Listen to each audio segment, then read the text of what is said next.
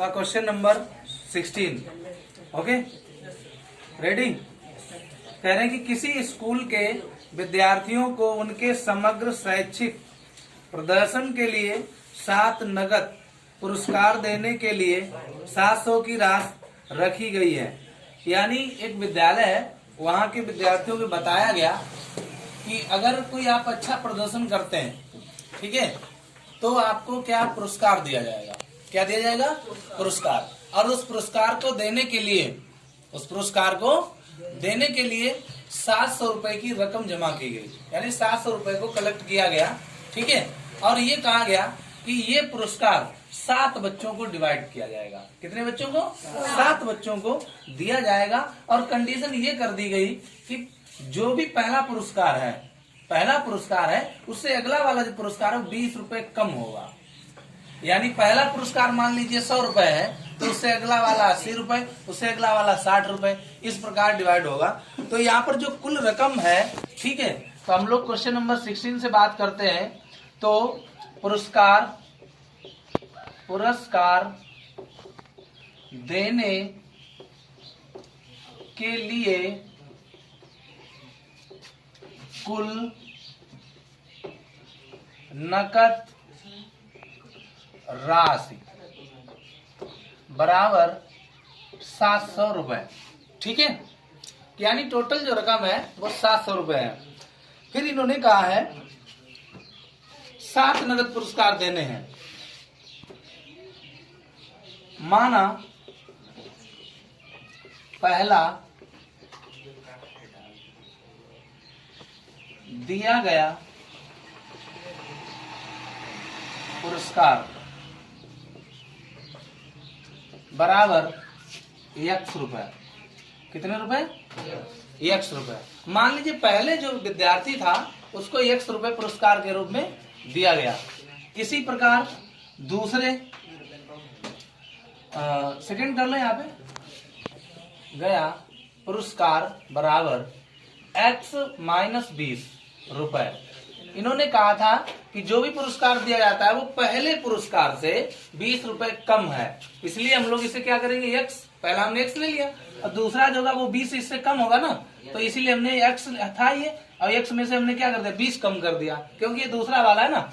अब हम ऐसी बात करेंगे तीसरे पुरस्कार की, यानी जो तीसरा पुरस्कार दिया गया है तो वो होगा x - 20, ये वाला इससे 20 कम होगा ना, तो x - 20 और -20 इसमें कर दीजिए, तो ये टोटल मिला के क्या हो जाएगा, x माइनस ये और माइनस ये, तो माइनस में जुड़ जाएंगे, तो कितने हो गए, 40 रुपए।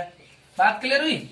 इसी प्रकार आपका जो चौथा पुरस्कार होगा वो कुछ इस प्रकार होगा, इसमें से 20 कम होगा, तो x - 40 - 20, तो ये टोटल मिला के हो जाएगा x - 60, क्योंकि माइनस के दोनों है, तो 40 और 20 कितना हो जाएंगे, 60। उसके बाद में ऐसे ही आपका चौथा, ये पांचवा हो गया, ठीक है। ये हो जाएगा आपका x - 60 - 20, तो ये टोटल हो जाएगा x - 80 रुपए। ओके।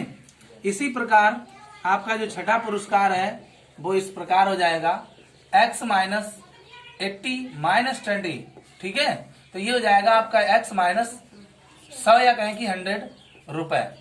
बात समझ में आ गई।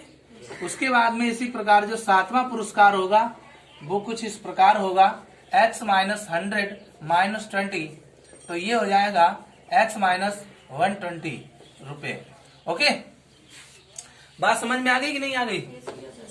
ये हो गए सातों पुरस्कार। मान लीजिए सातों बच्चों को जो पुरस्कार दिए गए वो इस प्रकार दिए गए, पहले व्यक्ति को या पहले बच्चे को दिया गया पुरस्कार x रुपए, दूसरे को उससे 20 रुपए कम यानी x - 20, तीसरे छात्र को दिया गया पुरस्कार x - 20 में से और 20 कम कर दिया तो x - 40 हो गया।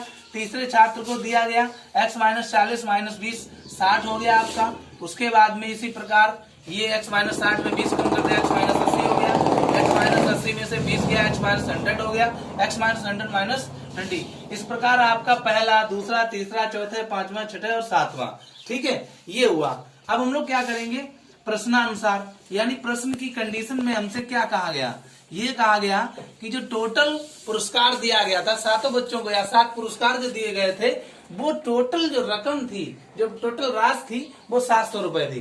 कितनी थी? 700 रुपए थी। तो ये टोटल मिला के रकम 700 थी ना। ये सारे ये जो 7 पुरस्कार दिए गए हैं, इनका जो पैसा इकट्ठा करके टोटल कितना था? 700 रुपए था।